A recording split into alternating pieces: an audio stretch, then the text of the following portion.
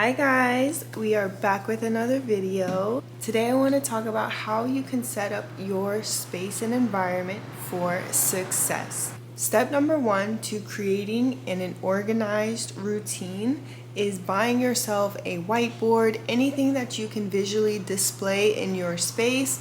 I know at the Dollar Tree they have them for about $5. I've seen them in there. They have whiteboards, they have cork boards, and they're set up as a weekly planner.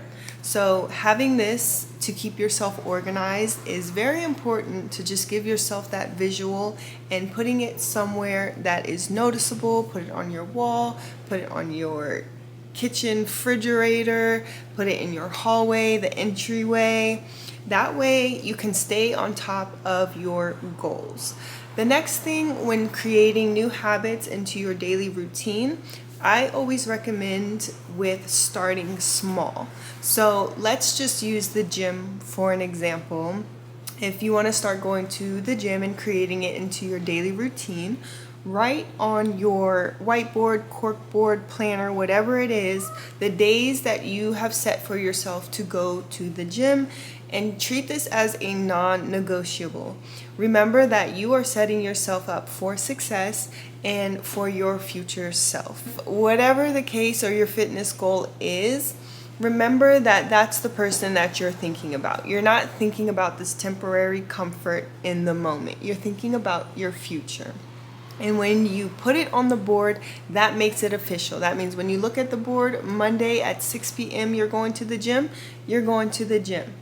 And how to help support this new habit is making the habit obvious. So one is the board. Number two, laying out your gym clothes on your bed, on your counter for when you get home from work or school, wherever you're coming from. Sorry, I'm petting my cat. Setting out your gym clothes can be very beneficial. That way your brain registers your new habit and that you need to go to the gym.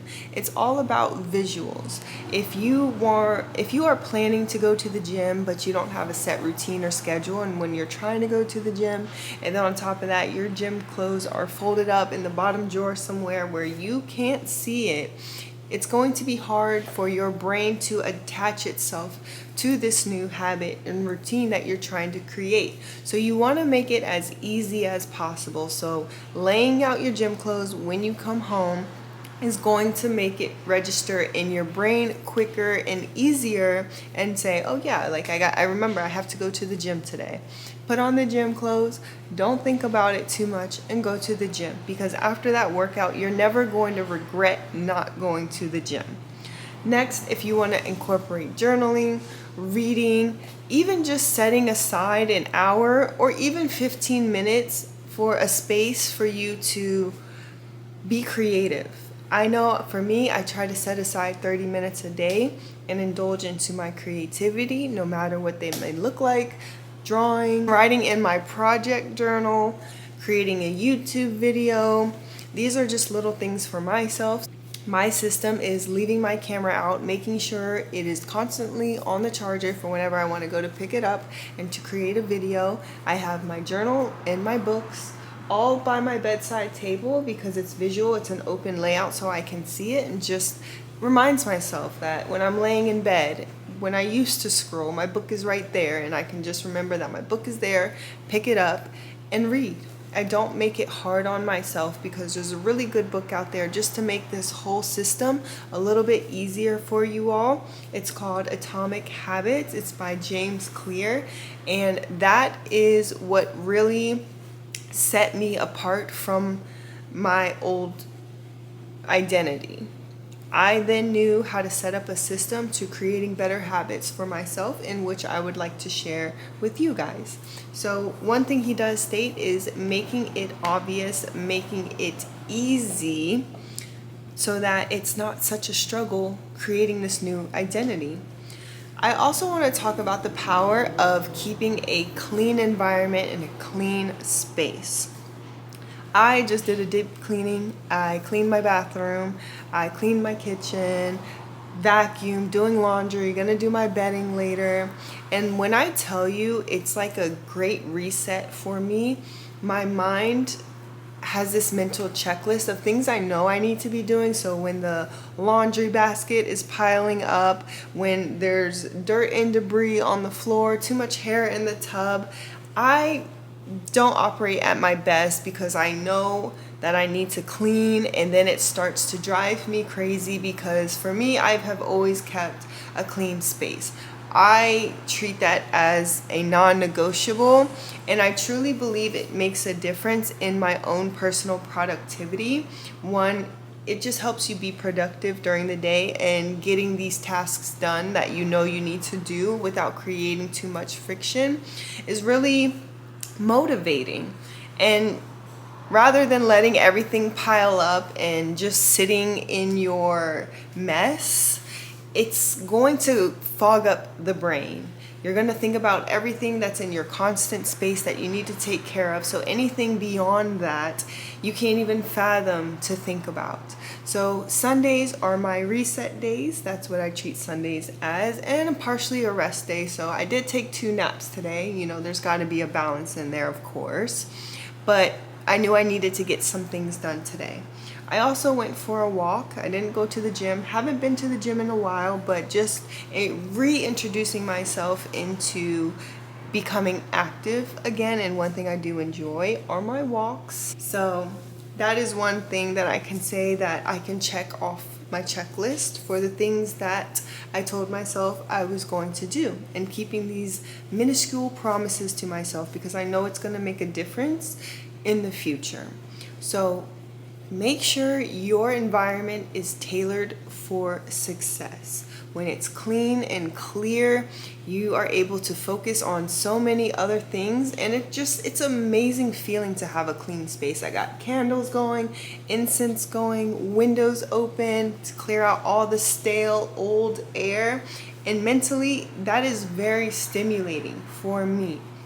I also think you should take pride in your aesthetics of your environment. Make it cozy, make it you, that you feel productive in.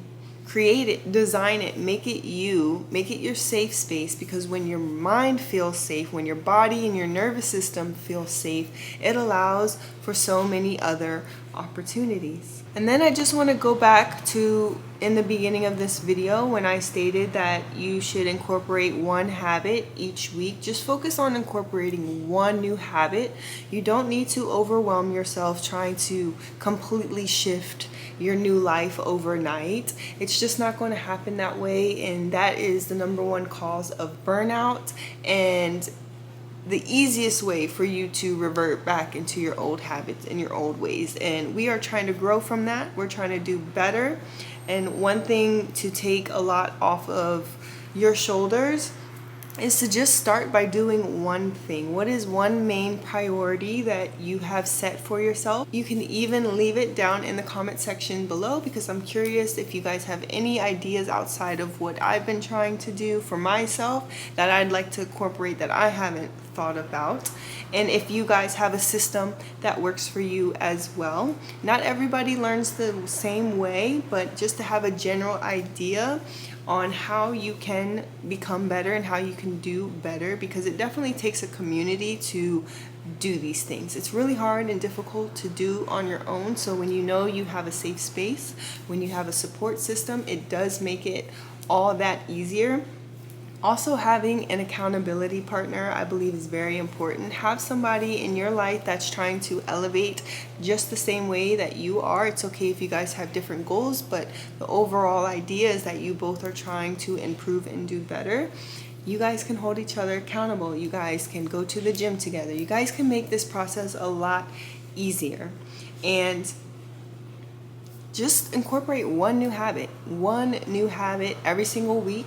Master it in that week. And if you feel like you haven't mastered it in that week and it's still a lot of friction incorporating this habit, don't be too hard on yourself. I always say give yourself grace and just wait until you have mastered this new habit into your routine, to when then you can incorporate another one on top of that as well. So Remember guys, it is a daily process. This is a journey. It is not something that's going to happen overnight, so just learn to fall in love with the process and take your time with these things, you know? If you zoom out just a little bit, you have a lot of time. I know in this fast-paced, busy world, we feel like we don't, but just focus on your inner world. Focus on yourself. Focus on what it is that you want to achieve and accomplish, and make that your number one priority, but still find love and time for the people around you. That is all for this video. I hope you guys enjoyed it. If you do, please give it a thumbs up. And if you like my content, don't forget to subscribe for more. Bye guys.